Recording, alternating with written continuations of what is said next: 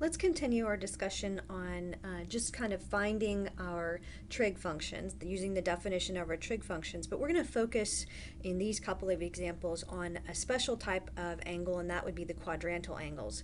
So if you remember, quadrantal angles are the angles that occur along either the x or the y axis. So if we're talking about those values, we're talking about 0, 90 degrees, 180, 270, all the way around to 360 degrees. And we're going to focus on what the function values look like at those particular quadrantal angles. So just like before, if I'm given a point and I want to find out the trig function values, the 6 trig function values for that point that rotates 360 degrees, what are they going to be? So I'm going to start by drawing my picture over here. If I know that I have a point that's located at 1, 0, and this point rotates all the way around 360 degrees, so that's what theta is, what are the trig function values?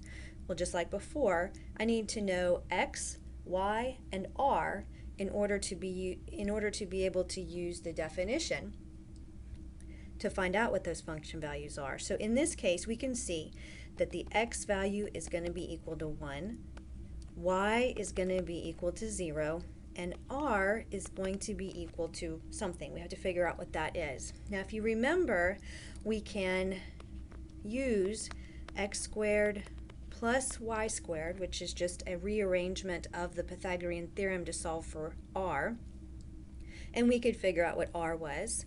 Or we can also come over here and notice that r is the directed length from the origin all the way out to the point. So it's the length from the origin to the point, and I can see that the length or the distance from the origin to the point is just equal to 1. And if I were to plug in both x and y into my formula here, I would get the same answer. So starting with the sine of 360 degrees, sine's defined as y over r, so that would be 0 over 1 or just 0. Cosine of 360 is x over r, so that would be 1 over 1 or 1. Tangent of 360 is going to be y over x, or 0 over 1, and that would be just 0. So again, these are the values for sine, cosine, and tangent. Remember, if 0 is in the numerator, we're good to go. And let's find out what the remaining 3 function values are. So starting with cosecant, because it is the reciprocal of sine, that would be r over y, or 1 over 0. Now we can't have 0 in the denominator, so this ends up being just undefined. Moving on to secant of 360, that would be r over x, 1 over 1, which again is just 1. And then cotangent of 360 is going to be x over y, so 1 over 0, again can't have 0 in the denominator, so this becomes undefined.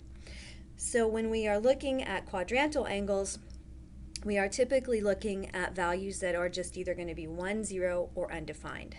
Let's try that again. This time I'm going to use, I have a point located at 5, 0, and it has rotated 360 degrees. So this looks like it's going to be a similar problem to the one that we already had. If I have my point out here at 5, 0, and I know that, again, this point has rotated 360 degrees, that would be theta, then I can identify x is 5, y in this case is 0, and again, if we want to know what r is that distance from the origin to the point, so r is a positive 5, which I probably should have said before. I don't know if you've recognized that r in all of the cases we've seen so far has been positive, and the reason for that is because r is that distance, and the distance from the point to the origin, and distance is always positive. So let's go through and come up with our 6 trig function values. We have the sine of 360, which would be y over r, which is 0 over 5, or 0. We have the cosine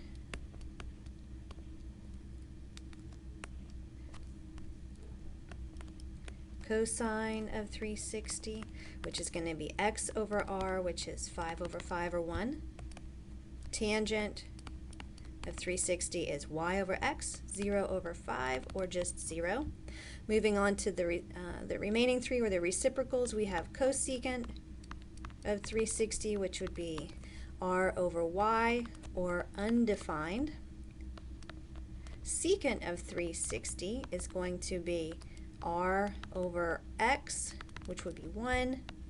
Cotangent would be x over y, or undefined.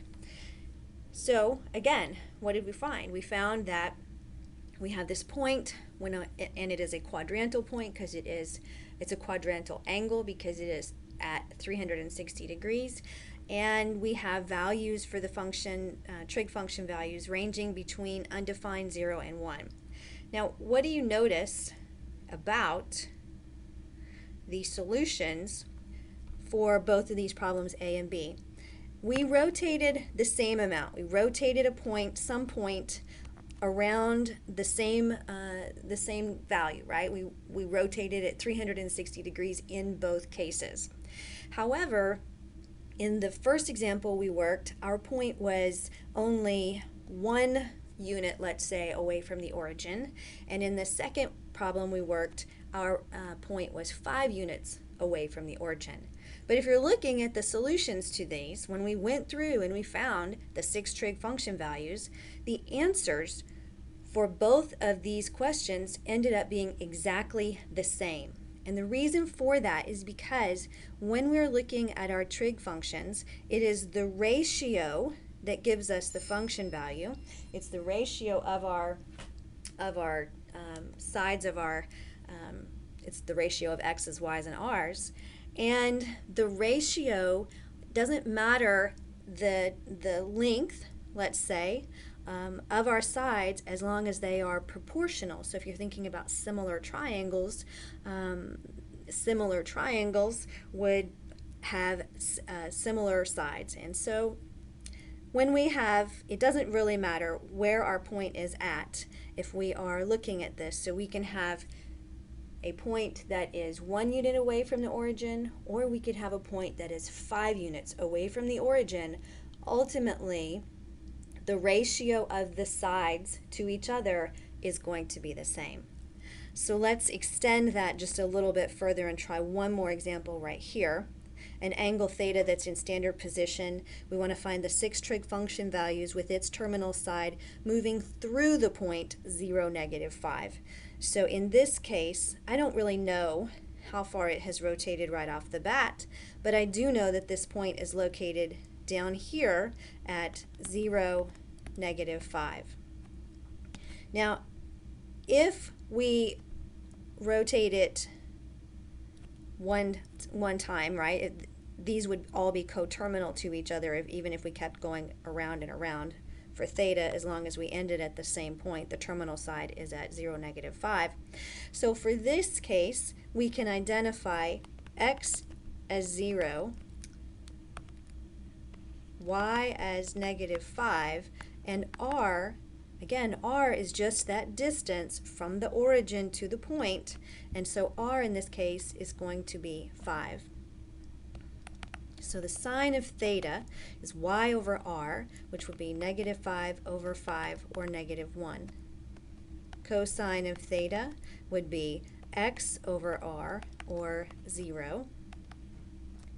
Tangent of theta would be y over x, which would be undefined.